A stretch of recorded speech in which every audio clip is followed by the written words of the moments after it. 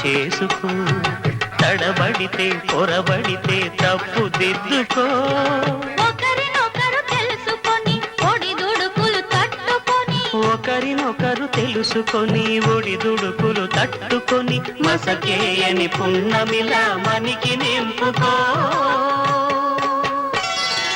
శ్రీరస్తు శుభమస్తు.